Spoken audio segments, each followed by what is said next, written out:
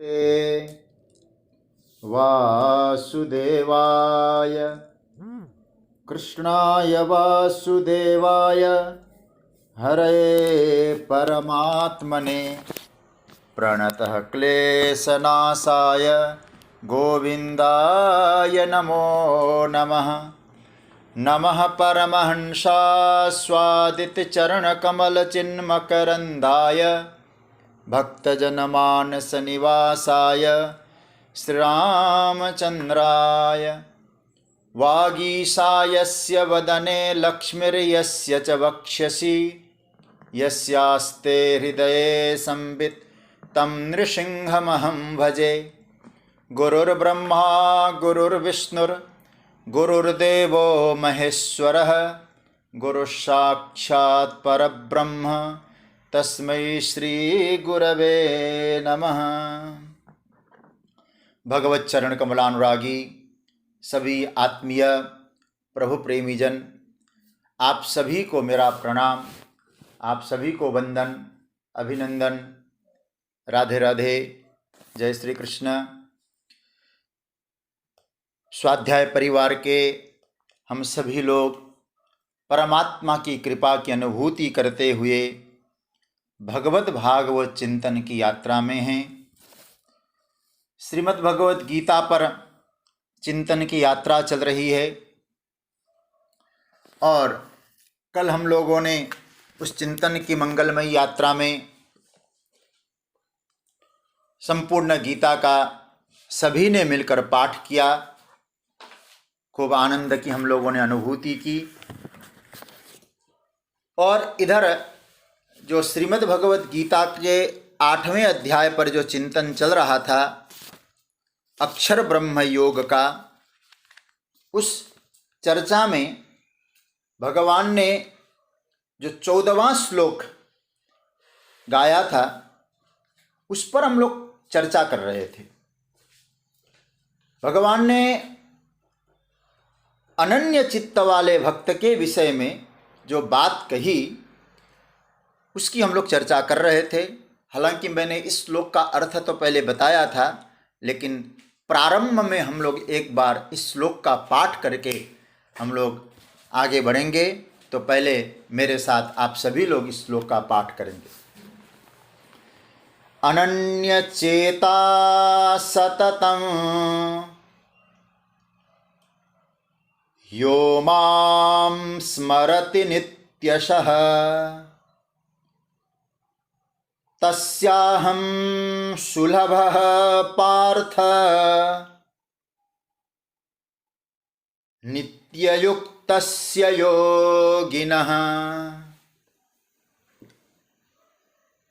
यहाँ भगवान ने कहा कि जो अनन्य चेता वाला है और रोज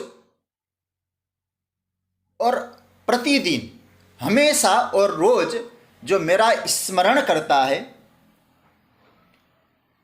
वो नित्य युक्त जो योगी है, भक्त है, उसके लिए मैं सुलभ हूँ, ऐसा प्रभु ने कहा।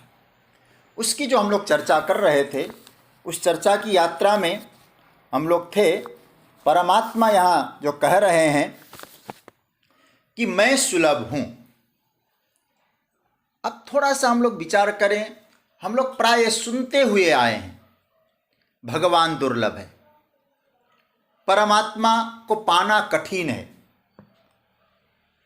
पता नहीं मिलेंगे या नहीं, और हम जैसों को कैसे मिलेंगे जी, हम में तो कुछ भी नहीं, पापो हम पाप कर्मा हम लोग।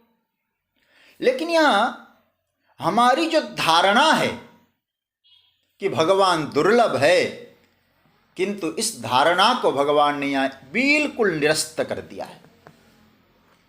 भगवान कहते हैं मैं सुलभ हूं, दुर्लभ नहीं। पर यह समझना है हम सबको कि भगवान यदि सुलभ है तो किसके लिए सुलभ है? सबके लिए सुलभ है या किसी विशेष व्यक्ति के लिए सुलभ है? तो भगवान ने 2-3 बातें यहाँ कही।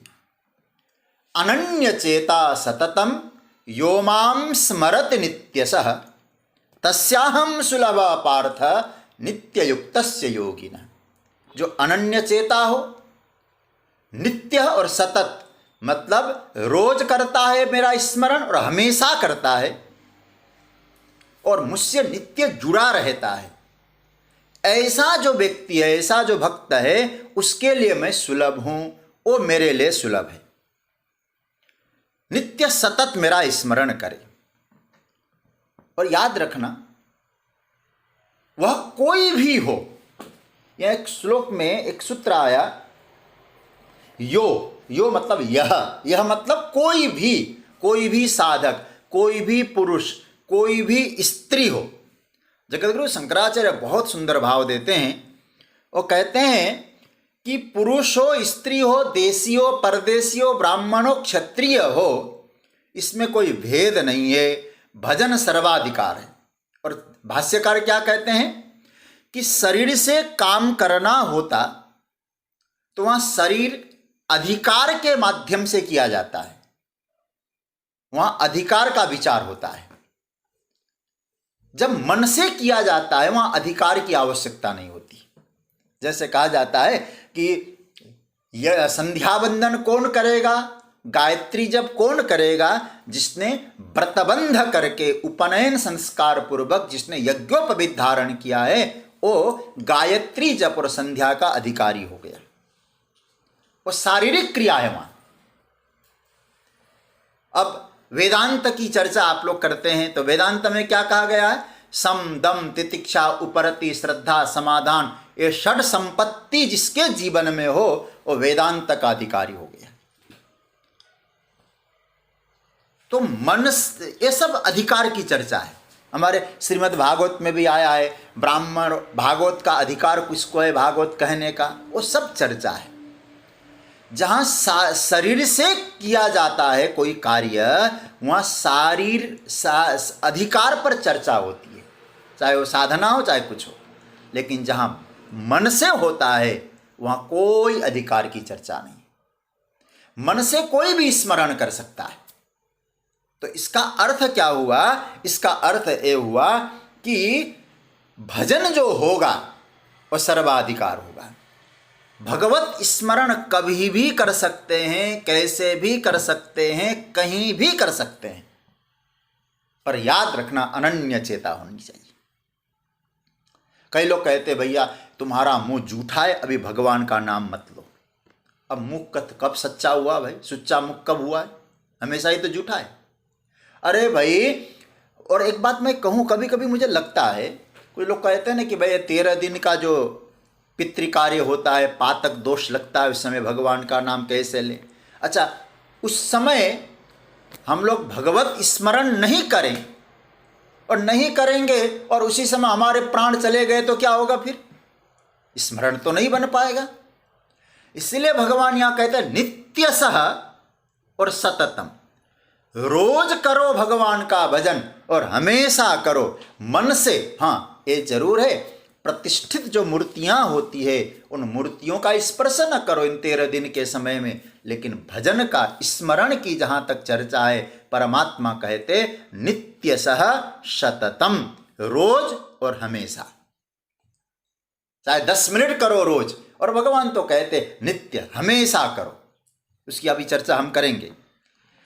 तो प्रभु स्मरण के विषय में कहते, लेकिन भगवान कहते हैं स्मरण करते समय यदि मुझे सुलभ चाहते, मेरा सुलभ भाव चाहते हो, तो क्या करना है? आपका स्मरण करो, आपके चित्त में अन्य कोई न हो, इसका विचार जरूर करना। हमारे चित्त में अन्य की कोई धारणा न बने, और जब अन्य की धारणा न हो तो हमारे चित्त में किसी अन्य से याचना की भावना भी न हो। बहुत ध्यान से समझना, यदि चित्त में अन्य की धारणा नहीं है तो अन्य से याचना की भी धारणा न हो। इस श्लोक के आधार पर मैं संतों के वचनों को चिंतन करके एक भाव आपके सामने रखना चाहूंगा। साधना की दृष्टि से देखें, यहां अनन्य चेता और नित्य स्मृति वाली बात में 3 प्रकार के साधक हैं। निम्न कोटि का, मध्यम कोटि का साधक और उत्तम कोटि का, श्रेष्ठ कोटि का साधक। ये 3 प्रकार के साधक हैं।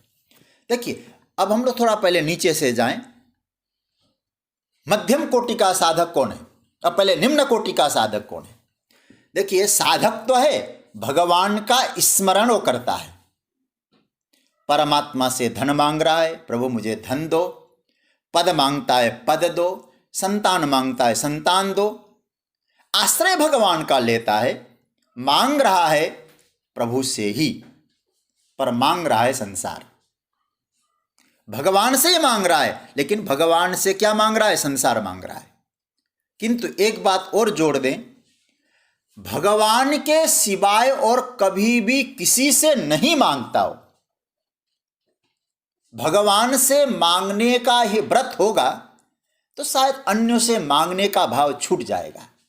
लेकिन निम्न कोटि के भक्त की बात कहूं, और भगवान का भजन तो करता है, परमात्मा का भजन करता हुआ परमात्मा से इतना भरोसा भी नहीं होता है और मांगता दूसरे से, मुझे दे दो, मुझे दे दो, दूसरे की तरफ दृष्टि रहती है। तो सज्जनों, एक दो बातें समझना। तो दूसरे से जो याचना करता है भगवान का भजन करते हुए भी, और निम्न भजन चल रहा है, भजन की बात नहीं है, और निम्न कोटि का भक्त है। अब हम लोग थोड़ा सा जाएं, अब मध्यम कोटि कौन है? निम्न कोटि का एक सूत्र में कहूं, जो दूसरे पर दृष्टि रखता है। भजन परमात्मा का किया, दृष्टि दूसरे पर रखता है, और निम्न कोटि का। मध्यम कोटि को हम लोग देखें, जप करता है, प्रभु मैंने इतना जप किया, मैंने इतना तप किया, मैंने इतने व्रत किए, मैंने इतनी एकादशियां की है, मैंने इतने तीर्थों की यात्रा की है, नाम जप किया है, रोज विष्णु सहस्त्र नाम का पाठ किया है, मुझे आप मिल जाना चाहिए। अपने बल पर, अपनी साधना के बल पर भगवान को पाने की जो वृत्ति है, और मध्यम कोटि के भक्त की स्थिति। मतलब क्या हुआ? जब हमारे मन में मैंने इतनी साधना की, परमात्मा सुलभ हो जाए मेरे, यदि ऐसा भाव जीवन में है, तो आप थोड़ा सा चिंतन करना, आपकी दृष्टि भगवान पर है या स्वयं पर है? आपकी दृष्टि में बाधा हो जाएगी फिर, क्योंकि दृष्टि वहां अपने ऊपर टिक गई, अपनी साधना पर टिक गई, अपनी योग्यता पर टिक गई। और मैं तो आपसे स्पष्ट कहना चाहूंगा, परमात्मा की प्राप्ति हमारी योग्यता से नहीं है, परमात्मा की प्राप्ति परमात्मा की करुणा से है। परमात्मा की कृपा से ही परमात्मा की अनुभूति होगी। साधना हम करें, जहां योग्यता समाप्त। और याद रखना, जब भगवान पर दृष्टि हटकर अपनी साधना पर दृष्टि चली जाएगी, वह अहंकार प्रकट हो जाएगा, अभिमान आ जाएगा। तो इसका अर्थ है, जब तक भगवान पर दृष्टि नहीं है, साधना भले ही करेंगे, तो सज्जनों याद रखना, भगवान सुलभ नहीं हो पाते। तस्याहम सुलभ नहीं, क्योंकि वो नित्य युक्त नहीं हुआ। फिर वहां सुलभ यदि होंगे भी, भजन करते करते भगवान सुलभ हो भी जाएं, लेकिन जब दृष्टि भगवान से हटकर अपने पर चली जाए, तो सुलभ भगवान भी दुर्लभ हो जाएंगे, क्योंकि दृष्टि स्वयं पर है। मैं आपके ध्यान के लिए एक छोटा सा उदाहरण देना चाह रहा हूं, और उस उदाहरण को बहुत गंभीरता से समझने की कोशिश करिएगा, आपको भी बहुत अच्छा लगेगा। रास पंचाध्याय की कथा आप लोग सुनते हैं श्रीमद् भागवत में। रास कैसे चला ये प्राय आप सब जानते हैं। शरद ऋतु की पूर्णिमा, हमारे गोविंद ने श्रीधाम वृंदावन में वंशी वादन किया।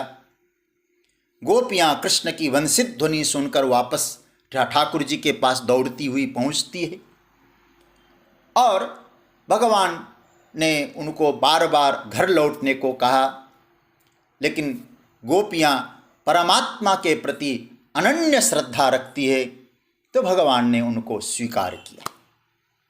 बार बार लौटने का आग्रह करने के बावजूद भी जब नहीं मानती है गोपियां, और अंत में प्राण त्यागने तक की बात उन्होंने कही, तो भगवान ने गोपियों को स्वीकारा, और जैसे गोपियों को स्वीकारा रास मंडल तैयार हुआ। थोड़ा सा आप लोग उस स्वरूप को दर्शन करिएगा तो हमें जो अनन्यता जो शब्द है भगवान ने यहाँ जो प्रयोग किया उसका हमको दर्शन करना है।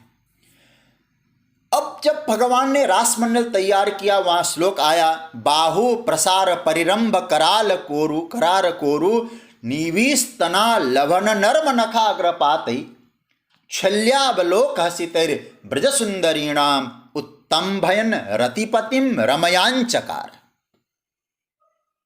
मजेदार सूत्र है। ऐसा आनंदमय रास होने लगा। अब रास होते होते क्या हो गई, अब थोड़ा सा चिंतन करना उस रास का दर्शन करते हुए। नृत्य चल रहा है, आनंद आ रहा है, लेकिन एक बाधा उपस्थित हुआ। देखो मैं एक बात कर, गोपियां मध्यम कोटि की है, मैं इसके लिए आपको ये रास नहीं सुना रहा हूं। हमें एक समझने की ले, ये मध्यम कोटि क्या होता है आपको समझना है। विघ्न आया। अब आप कहेंगे रास चल रहा था, भगवान ने ही स्वीकार किया, फिर विघ्न क्यों आया गोपियों का और कृष्ण के बीच में? जो रास में गोपियों के मन में एक भाव आया, रास चल रहा है भगवान के साथ, और राम भाव क्या आया? गोपियों, एक गोपी के मन में आया कि मैं कितनी सुंदरी हूं। गोपियां तो अनेक है ब्रज में, लेकिन सबको तो भगवान ने नहीं स्वीकारा, मुझे ही क्यों स्वीकारा? इसका मतलब है मैं सुंदरी हूं। हालांकि गोपियां मुंह से नहीं बोलती है, भगवान भीतर भीतर भाव आता है, और गोविंद तो अंतर्यामी है मेरे प्रभु। तो दूसरी गोपी के मन में आया, यूं ही कृष्ण ने थोड़ी स्वीकार किया है, अनेक गोपियों के बीच में हमको ही बुलाया और हमें ही स्वीकारा। इसका अर्थ यह है हमने इसके लिए घर छोड़ा, अपने परिवार को छोड़ा, दूध को छोड़ा, सब कुछ छोड़कर प्रभु के पास आई है ना। तो कितना किया है इसके लिए, कितना त्याग किया है, कितना भजन किया है। इसका अर्थ है कि हमने साधना अति की है, तो कृष्ण ने हमको बुलाया, हमको स्वीकारा। अब थोड़ा सा चिंतन करना, इससे क्या हुआ? कृष्ण हमारे ऊपर मुग्ध है। देखो पहले तो कह रहे थे जाओ जाओ जाओ, अब तो हमारे ऊपर ऐसे मुग्ध हो गए कि अब तो लट्टू हो गए। अब थोड़ा सा विचार करिएगा, इस बड़ा आनंददायक प्रसंग है और मुझे तो बहुत प्रिय लगता है प्रसंग। अब उसी समय अब गोपियों का ध्यान कहाँ गया? भगवान की कृपा पर ध्यान गया या अपनी योग्यता या स्वयं पर गया? क्योंकि ध्यान अब गोपियों का अपने पर गया। हम योग्य हैं, हम सुंदरी है, हम साधना में रत हैं। तब परिणाम जानते क्या हुआ? परिणाम हुआ तुरंत भगवान वहां से छिप गए। इतने सुलभ हो गए थे भगवान, अब दुर्लभ हो गए। जो सुलभ थे वो दुर्लभ हो गए। मैं 2 श्लोक ये जो श्रीमद् भागवत के रास प्रसंग का आपके सामने रखूंगा भी, बड़े सुंदर श्लोक है। रास प्रसंग में जब भगवान बोलते हैं, वो जब दिव्य रास चल रहा था उस समय क्या हुआ, यहाँ श्री सुखदेव जी महाराज वर्णन कर रहे हैं। एवं भगवतः लब्धा, एवं भगवतः कृष्णात् लब्धमाना महात्मनः आत्मानं मेनिरे स्त्रीणाम मानिन्यो वेधिकम भुवि। इसका अर्थ क्या है?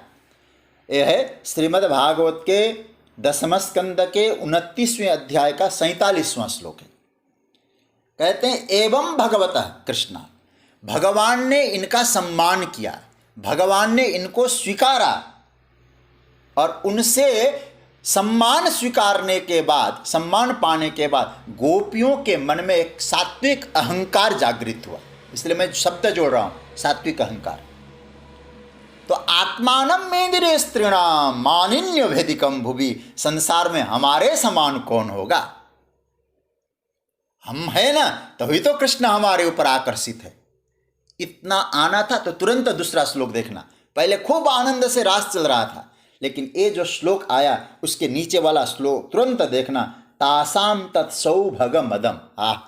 भागवत का ग्रंथ जरा देखिए क्या सूत्र है।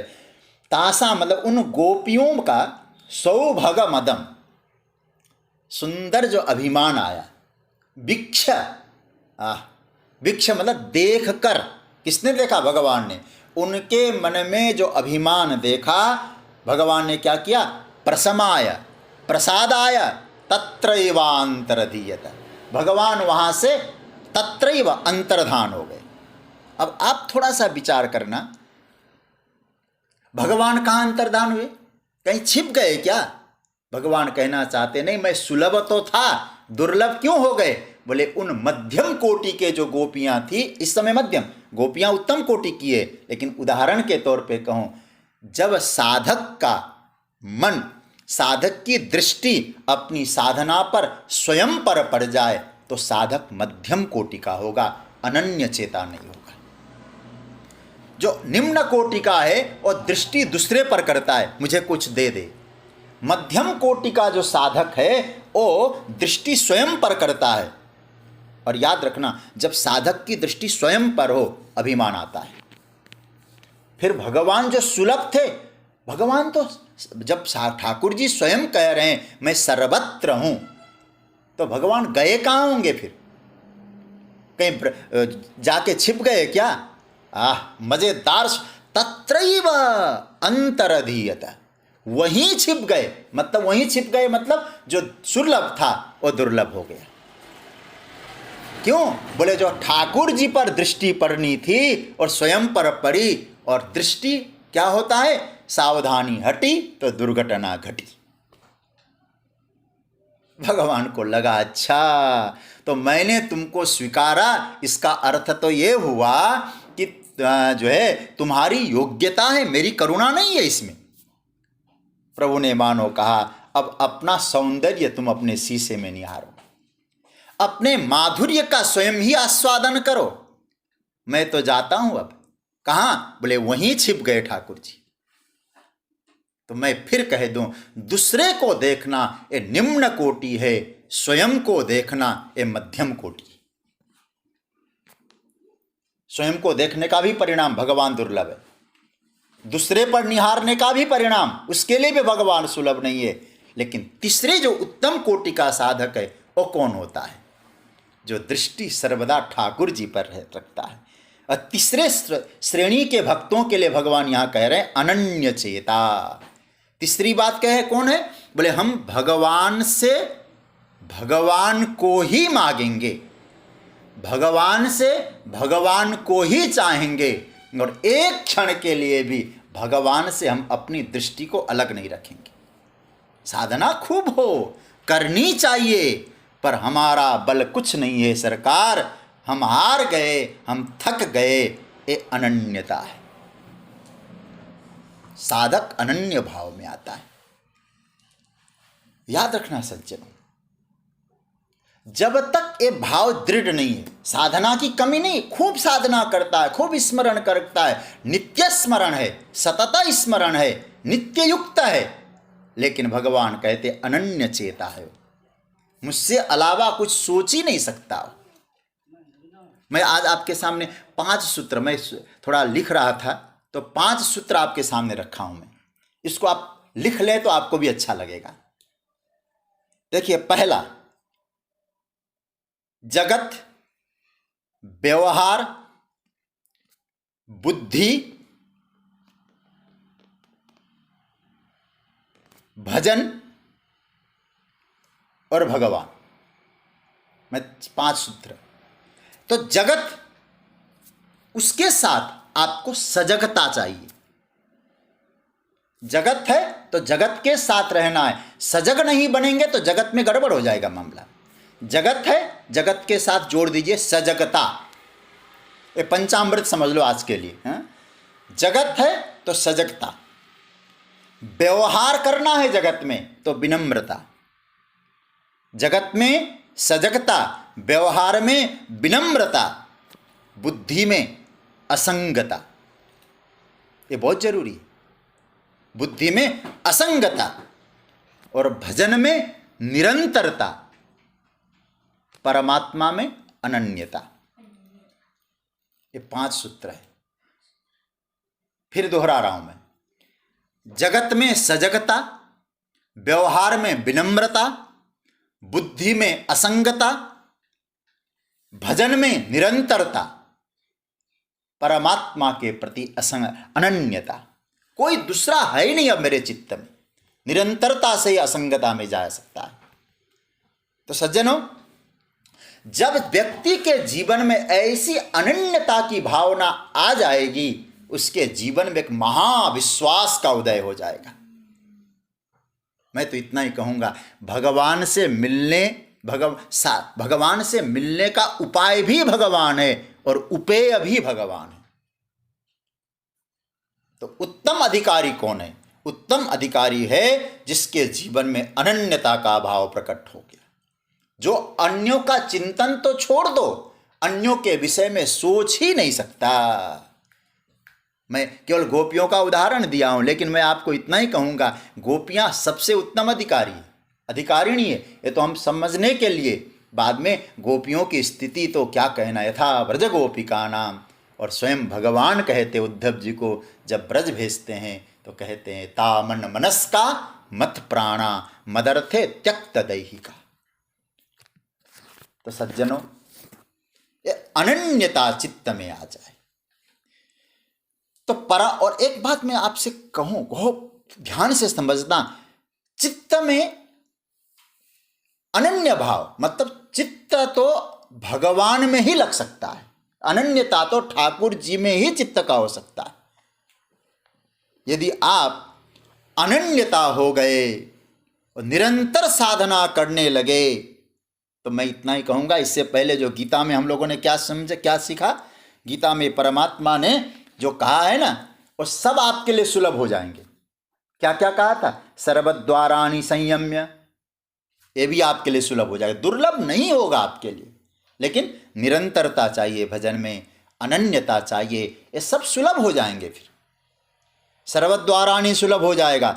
मूर्धनि प्राणम आस्थितो, यहां भी प्राण रखने में कोई कठिनाई नहीं होगी, लेकिन ये भाव आ जाए, और स्मरण सहज हो जाएगा। और मुझे लगता है ये जब भाव आ जाए, निरंतरता, आपकी समाधि, आपका ध्यान सहज हो जाएगा और आपको लगाना नहीं पड़ेगा भजन ध्यान, सहज उधो साधो सहज समाधि, भली वाली बात। लेकिन एक बात मैं आपसे कहूं, आपका भजन निरंतर होना चाहिए, तब भजन ध्यान लगेगा आपका। हम लोग क्या कहते हैं, स्मरण तो भगवान का करते नहीं है और लग गए समाधि में। तो भगवान कहते हैं ऐसे लोगों के लिए वो समाधि ठीक नहीं है और नहीं लगती उनकी समाधि। सहज समाधि यदि जीवन में चाहिए, ऐसे साधक को क्या करना है? ऐसे साधक को निरंतर प्रभु से जुड़ना है। रामचरितमानस के आधार पे मैं कहूं, भगवान शंकर, परमात्मा भगवान भोलेनाथ का चरित्र यदि आप लोग देखें तो आप थोड़ा सा चिंतन करिएगा। शिवजी कैसे हैं? तो गोस्वामी जी कहते, तुम पुण्य राम राम दिन राति, सादर जपहु अनंग अराती। अब थोड़ी से सोचिएगा, निरंतर राम नाम जपते हैं तो यो माम स्मरति नित्य स तस्याहम सुलभ, और निरंतर नाम। और शंकर भगवान के विषय में तो स्वयं भरद्वाज जी भी कहते रामचरितमानस में, संतत जपत शंभु अविनाशी, शिव भगवान ज्ञान गुण राशि। अब थोड़ा सा आप सोचिएगा, कैसे संतत जपत, ये नहीं कि आज जप लिया, आज एकादशी है तो आज जपा, आज गीता जयंती है तो आज जप लिया, फिर 10 दिन की छुट्टी। ऐसा नहीं, संतत जपत। भगवान कहते अनन्य चेता सततम यो माम स्मरति। ऐसे जब भगवान शंकर निरंतर जप करते हैं, निरंतर साधना करते हैं, निरंतर भगवान का स्मरण करते हैं, और परिणाम जरा देखिए, जब चाहते हैं समाधि लगती है कि नहीं। अब यहाँ एक और चौपाई सुनाओ। शंकर सहज स्वरूप संभारा, लागी समाधि अखंड अपारा। हमारे पूज्य, हमारे परम आदरणीय श्री बग्गा जी हैं यहाँ, रामचरितमानस के बड़े अच्छे चिंतक हैं आप। तो कहने का तात्पर्य है, लागी समाधि अखंड अपारा, सहज समाधि लग गई उनकी, शंकर सहज स्वरूप समा। ये सहज समाधि कब लगती, सहज ध्यान कब बनता है? सहज ध्यान भी यदि आपको बनाना है सज्जनों, एक काम जरूर करिएगा। वो काम यह है, निरंतर स्मरण। स्मरण छूटे नहीं कभी, और नित्य हो और हमेशा हो। सहज स्वरूप, जहां बैठेंगे समाधि लग जाएगी। लेकिन एक बात मैं आपसे निवेदन करना चाहूंगा, समाधि में प्रयत्न लगाने की जरूरत नहीं है, स्मरण में प्रयत्न लगाने की जरूरत है। फिर कह दूं, ध्यान में प्रयत्न मत लगाइए आप। भाव ये रहे, मैं भगवान को भूलूं नहीं, निरंतर भजन करता रहूं। परम पूज्य स्वामी राम सुखदास जी महाराज के दिव्य प्रार्थना को याद करना, हे नाथ, हे मेरे नाथ, मैं आपको भूलूं नहीं, निरंतर सुमिरन करूं। हम लोगों ने क्या किया, सुमिरन तो करते नहीं, नाम जपते नहीं, भगवान का स्मरण करते नहीं, और बैठ गए मेडिटेशन में। मेडिटेशन फैशन बना दिया लोगों ने, बोले ऐसा ध्यान करो, ओ करो, ओ करो। लेकिन भगवान कहते सब करना, लेकिन स्मरण पूर्वक करो। अनन्य चेता सततम यो माम स्मरत नित्य स। स्मरण में प्रयत्न करो। जब स्मरण निरंतर होने लगे, साधना सहज होने लगेगी। जहां आप बैठ जाएंगे, आपकी साधना चलेगी। लेकिन बिना स्मरण के साधना, मैं इतना ही कहूंगा, वो आपके अभिमान को बढ़ाने वाला होगा। रावण ने कम साधना नहीं की, हिरण्यकशिपु ने कम साधना नहीं की, लेकिन भगवत स्मरण से विमुख होके की। और परिणाम आप जानते हैं, केवल शक्ति संचय करना लक्ष्य नहीं है, शक्तिमान से जुड़ना लक्ष्य है। और एक बात समझ लेना अच्छी तरह से, स्मरण चूके नहीं। हनुमान जी जहां बैठते हैं, बिल्कुल भजन में, भजन के आनंद में। और हनुमान जी का चरित्र जरा देखिए, वो करते क्या है, सुमेरे पवन सुत पावन नामो, अपने बस करी राखे रामो। निरंतर भगवान का भजन, निरंतर कीर्तन। यत्र यत्र रघुनाथ कीर्तनम तत्र तत्र कृतमस्तकांजलि। एक क्षण भी भगवत स्मरण से वो विमुख नहीं है। तो कहने का तात्पर्य, और मैं, आप ध्यान देना, कई लोगों का प्रारब्ध, अरे भजन में प्रारब्ध नहीं चलता है। मैं तो कई बार सुना चुका हूं, प्रारब्ध से भजन नहीं होता है। और यदि आपके मन में भजन करने की उत्कट लालसा हो सज्जनों, अनन्य चित्त बनने की लालसा हो, आप नित्य स्मरण करते हैं, रोज करते हैं, तो मैं आपको एक बात तो शास्त्रों के आधार पर कह सकता हूं, आपका प्रारब्ध आपकी साधना में बाधक नहीं बनता। ये प्रमाण है। अच्छा, आप इस बात को तो सुनते हैं, जानते हैं ना, नारद जी को एक शाप लगा है। किसका लगा है? दक्ष का। क्या शाप लगा है? तुम कभी, हे भिक्षुक, और मैं उस शाप को नहीं कहूंगा, केवल ऐसे भागवत में बहुत कटु शब्द बोल के दक्ष ने शाप दिया है। अहो असाधु साधु नाम साधु लिंगेन नस्तोया। दक्ष कहता है तुम टिक नहीं पाओगे, कहीं घूमते ही रहना पड़ेगा। नारद जी ने कहा साधु चलता भला, आनंद हो गया। और नारद जी कहीं टिक नहीं पाते थे, और नारद जी टिक नहीं पाते थे, इसलिए चलते फिरते भजन करते थे। एक जगह तो टिक नहीं पाते थे, इसलिए चलते फिरते, बीणा बजाते, हरि गुण गाते, घूमते रहते। नारद जी के पीछे प्रारब्धजन्य दोष था, शाप था, कहीं टिक नहीं पाते थे। एक बार नारद जी के मन में भजन करने की इच्छा जगी। मैं भजन करूं, मैं साधना करूं, मैं परमात्मा का गुणगान गाऊं। कहां? बोले हिमालय की गुफा के निकट पहुंचे, इस जगह पे बैठ के मैं भजन करूं। लेकिन आप जानते हैं, भजन करें तब ना जब टिक पाते। और भजन करने के लिए, साधना करने के लिए, समाधि लगाने के लिए तो आपको क्या करना पड़ेगा? एक जगह रुकना पड़ेगा। अब मन में भाव आया कि मैं भजन करूं, और रामायण में स्पष्ट गोस्वामी जी कहते हैं, सुमिरत हरि ही साप गति बांधी, सहज विमल मन लागी समाधि। स्पष्ट हो गई होगी बात। क्या कहते हैं? सुमिरत हरि, भगवान का सुमिरन प्रारंभ किया, मन आया कि मैं साधना करने बैठूं, तो क्या हुआ? साप गति बांधी।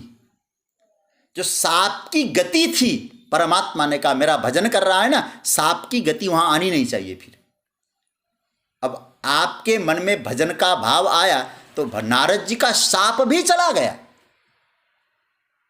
भगवान का सुमिरन का प्रताप तो देखिए आप, क्या प्रताप हो सकता है। भजन का मन होता है तो आपके जीवन का जो प्रारब्ध है ना, अनुकूल हो जाता है। कर्म मीमांसा में हमने 3 प्रकार के कर्मों की बात कही थी। आज उसको एक और मॉडिफाई करके मैं आपके सामने रख रहा हूं। 3 प्रकार के कर्मों की चर्चा मैंने की थी। कौन कौन से? प्रारब्ध कर्म, संचित कर्म और क्रियमाण कर्म। इसकी हमने बहुत सुंदर, और सुंदर तो नहीं कहूँगा, बहुत विस्तार से चर्चा की कर्म मीमांसा में। और जिन्होंने गीता एकदम नित्य श्रवण किया है उनको सब मालूम है। लेकिन मैं आज एक सूत्र आपके नारद जी के इस कथा से, और भगवान ने जहाँ नित्य स्मृति वाली बात कह रहे हैं, उसके यात्रा पर मैं आपके सामने एक बात रखना चाहूँगा। आपके मन में, आपके जीवन में भगवान का सुमिरन करने का एक संकल्प जागृत हो जाए। और कैसा संकल्प?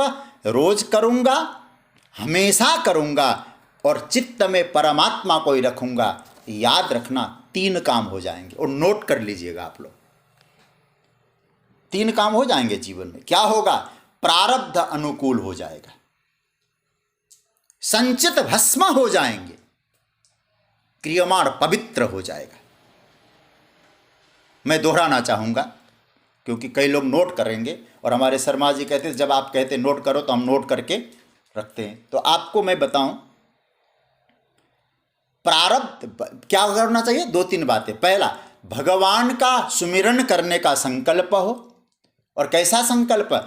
रोज करेंगे, हमेशा करते रहेंगे, और अनन्य चेता, चित्त में परमात्मा को ही रखेंगे।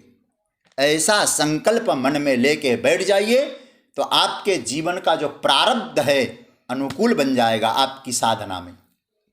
आपके जीवन का जो संचित है वो भस्म हो जाएगा, और आपके जीवन में जो क्रियमाण प्रकट होंगे वो पवित्र हो जाएंगे। नारद जी का चरित्र देखिए जरा। इसलिए तो श्रीमद् भागवत का महात्म्य जब प्रारंभ होता है ना, तो वहाँ जब कहा सूत जी महाराज ने कि नारद जी महाराज भागवत 7 दिन तक बैठकर सनत कुमारों से श्रवण किया। शौनकादि ऋषियों को कथा सुनाते हैं सूत जी नैमिषारण्य में। तो शौनकादि ऋषियों ने यही प्रश्न किया था, महाराज हमें बड़ा आश्चर्य होता है, नारद जी को तो शाप है। तो महाराज ये नारद जी कौन, कैसे? बोले नारदस्या स्थिरस्य च।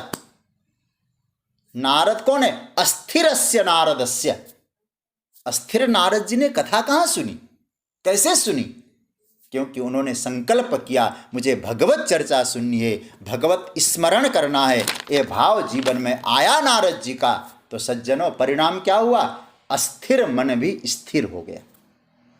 एक जगह नहीं टिक सकने वाले 7 दिन तक कथा के लिए टिक जाते हैं। केवल स्मरण का प्रताप है। मैं फिर कहूँ आपसे, प्रभु का स्मरण नित्य हो, हमेशा हो, रोज करें और परमात्मा से जुड़ें तो नित्य युक्त हो जाएंगे। यह जो अनन्य चेता है वो नित्य स्मरण करता है। भगवान से पूछा उसके लिए क्या होता है? भगवान कहते तस्याहम सुलभ पार्थ, उसके लिए मैं सुलभ होता हूँ। अच्छा, भगवान को सुलभ बनाने का उपाय है अनन्य चेता और नित्य स्मरण, परमात्मा का नित्य स्मरण हो।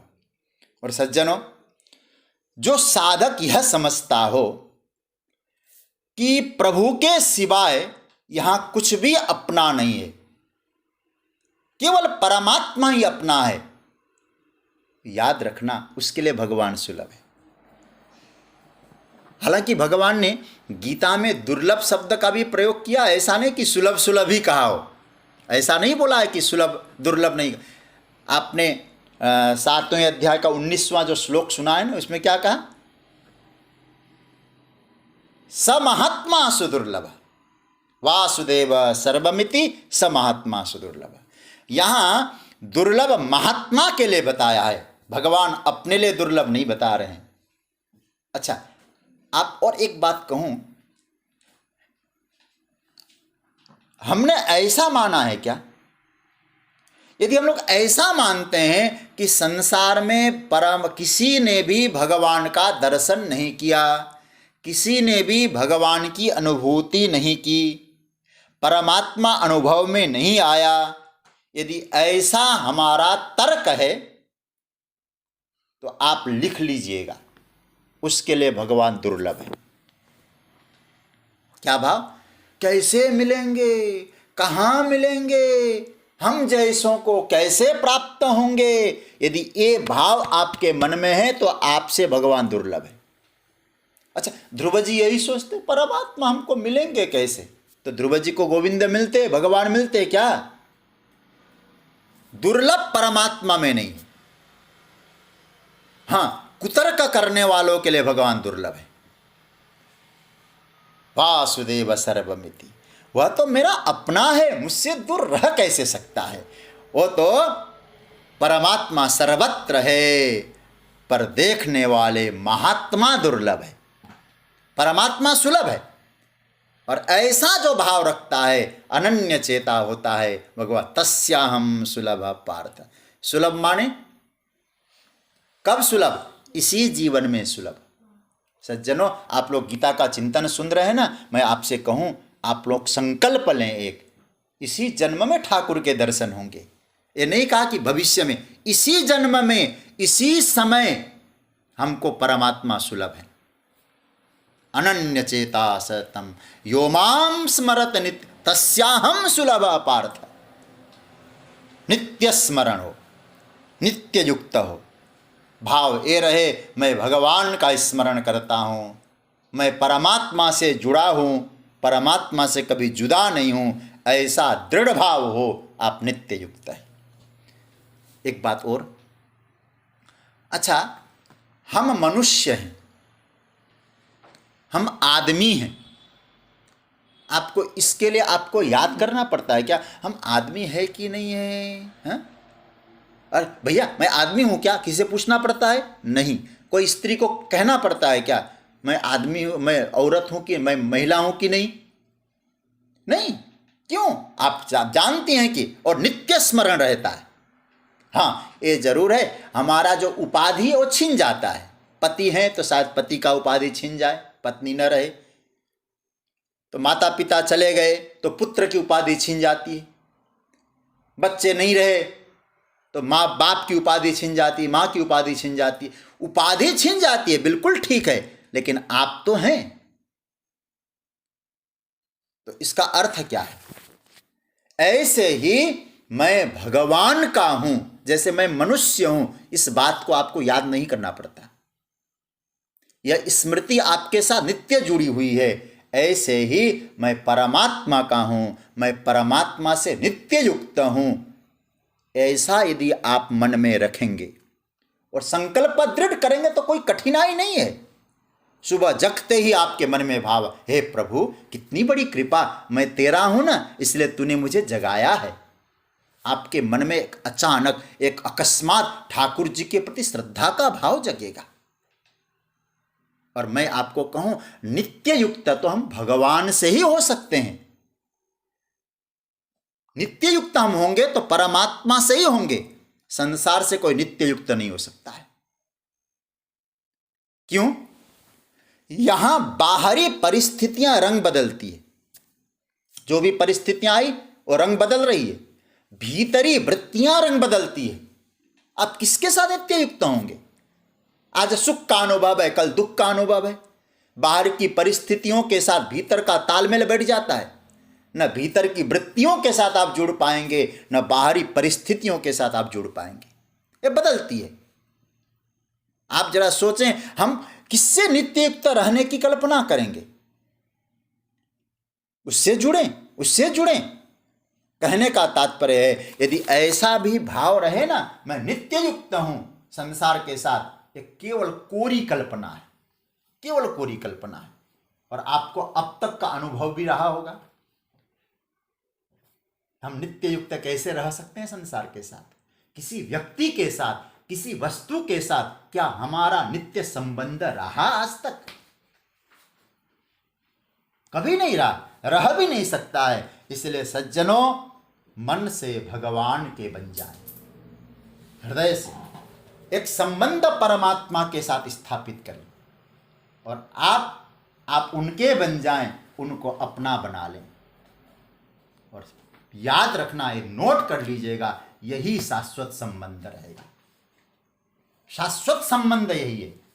बाहर का व्यवहार करना पड़ता है, ये नहीं कि नहीं, अब जब जीवन है, शरीर है, बाहर का व्यवहार करें, लेकिन भीतर से संबंध की दृढ़ता परमात्मा के साथ बनाए रखें। हमारे जैसे पिता पुत्र का संबंध दृढ़ होता है ना, अपना माना है, संबंध की दृढ़ता क्योंकि अपना मान रखा है, ऐसा ही परमात्मा के साथ नित्य संबंध अपनत्व के कारण, आत्मीयता के कारण हमारी स्मृति में बनी रहनी चाहिए। सबसे अच्छा और पक्का संबंध यदि किसी के साथ है, और नित्य संबंध केवल भगवान के साथ है। नित्य संबंध देखो, एक आप लोग नवधा भक्ति की चर्चा सुनते होंगे। नवधा भक्ति में 9 प्रकार की भक्ति, श्रवण, कीर्तन इत्यादि। लेकिन आपने विचार किया, इन नवधा भक्ति में गोपियों का कहीं भी नाम नहीं है। नहीं, गोपियों का कहीं नाम नहीं है। क्यों नहीं है? न श्रवण में नाम, न कीर्तन में नाम, न स्मरण में नाम, कहीं भी गोपियों का नाम नहीं है। कारण क्या है? कारण यह है, गोपियों को इन नवधा भक्ति की परिधि के भीतर रख नहीं सकेंगे। तो मैं पूज्य संतों के श्रीमुख से एक बात सुनी है, वो यह है, गोपियां संबंध भक्ता है, परमात्मा के साथ एक संबंध जोड़ा है, परमात्मा मेरे हैं। ये भाव जब दृढ़ हो जाएगा, अनन्य चेता, फिर दूसरे की याद आती नहीं है, करनी नहीं पड़ती है, सतह परमात्मा की याद आती। संबंध पक्का हो, उसके लिए अनन्य चेता सततम। सततम मतलब रोज, और नित्य से मतलब हमेशा। रोज स्मरण करो और हमेशा याद करो। ऐसा जो योगी है, भगवान कहते हैं, तस्याहम सुलभ पार्थ, उसके लिए मैं सहज उपलब्ध होता हूँ। मैं उसके लिए उपलब्ध होता हूँ, वो मेरे लिए उपलब्ध रहता है, क्योंकि हम दोनों में एक आत्मीय संबंध रहता है। और आत्मीय संबंध का मतलब हम दूसरे से अलग होते ही नहीं है, लेकिन मुख्य बात यह है, परमात्मा को पाना है। आपके लिए एक महत्वपूर्ण सूत्र है, नित्य स्मरण। हर समय प्रभु का स्मरण करें। मैं भगवान का हूँ, ये भाव बना रहना ही प्रभु का स्मरण है। लेकिन ये स्मरण एक क्षण के लिए नहीं, एक दिन के लिए नहीं, हर समय के लिए सततम और नित्यशः, और उसके बाद ही आप अनन्य चेता हो पाएंगे। ये भगवान ने कहा है। आप कहेंगे कि एक श्लोक भी नहीं हुआ, तो एक श्लोक की चर्चा और करते हैं। अर्थ तो हम बोल ही सकते हैं, चर्चा फिर करेंगे। आइए, अच्छा एक बात आई, अब प्रश्न उठा। प्रश्न ये उठा कि आपने अनन्यता के बारे में बताई। अनन्य चेता कौन है? जो नित्य युक्त कौन है? जो भगवान का नित्य और सतत स्मरण करता है, वो अनन्य चेता और नित्य युक्त है, उसके लिए मैं सुलभ हूँ। अच्छा, आप सुलभ हो गए तो इसका मतलब हो गया उस साधक को आपकी प्राप्ति हो गई, अनुभूति कर लिया उसने परमात्मा का। अच्छा, ये परमात्मा की अनुभूति का फल क्या है फिर? भगवत साक्षात्कार का फल क्या है? अब 2 श्लोकों में भगवान ने अपने दर्शन का, अपने साक्षात्कार का फल बताया है। 15वां श्लोक और 16वां श्लोक। 15वां श्लोक पहले, आइए मैं बोलूं फिर आप लोग बोलिएगा। 15वां श्लोक, मामुपेत्य पुनर्जन्म दुःखालयमशाश्वतम्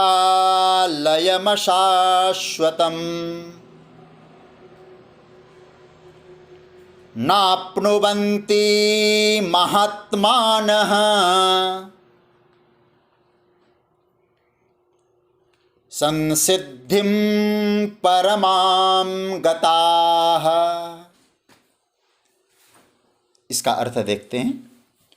परमां सिद्धिं गता महात्मानः माम उपेत्य दुःखालयम् अशाश्वतं पुनर्जन्म न आप्नुवन्ति। भगवान कह रहे हैं परमाम सिद्धिम गता, श्रेष्ठ सिद्धि जिसको प्राप्त हो चुका है, सिद्धियां जिसको प्राप्त हो गई। और सिद्धियों का जगत गुरु शंकराचार्य ने तो मोक्ष कहा है, हम इसकी चर्चा करेंगे। तो श्रेष्ठ सिद्धि जिसको प्राप्त हो गए, और कौन है? ऐसा जो महात्मा जो पुरुष है। दुखालयम अशाश्वतम मतलब दुखों का जो घर है और क्षणभंगुर है। और क्या है? दुखों का घर और क्षणभंगुर क्या है? पुनर्जन्म, बार बार जन्मना, बार बार मरना, न आप्नुवन्ति, उनको प्राप्त नहीं होते। इसका पूरा अर्थ क्या हुआ? जो श्रेष्ठ सिद्धि प्राप्त हुए हैं, ऐसे जो महात्मा पुरुष हैं, वे मुझे प्राप्त, माम उपेत्य है, मुझे प्राप्त करने के बाद वे दुखों का घर और क्षणभंगुर पुनर्जन्म को प्राप्त नहीं होते। एक बात, बड़ी मजेदार बात आपसे कहूं। मैंने गीता की यात्रा में आपको एक बात कही थी। 7वें अध्याय से लेकर 12वें अध्याय तक गीता में उपासना कांड है, भक्ति की चर्चा है। सज्जनों, अब तक हम लोग भक्ति की यात्रा में 7वां पूरा कर चुके, 8वां चल रहा है। लेकिन आपको बताऊं, इस 7, 8, 9 ये 3 अध्यायों में भगवान ने एक एक बार महात्मा शब्द का प्रयोग किया है। इसका मतलब क्या हुआ? महात्मा मतलब जिसकी आत्मा महान है। हालांकि न कर्म के यात्रा में भगवान ने महात्मा शब्द का प्रयोग किया, किसी को महात्मा कहा हो, न ज्ञान की चर्चा में किसी को महात्मा कहा हो, लेकिन भक्ति में एक बार नहीं, 2 बार नहीं, 3 बार महात्मा शब्द का प्रयोग किया है। कैसे?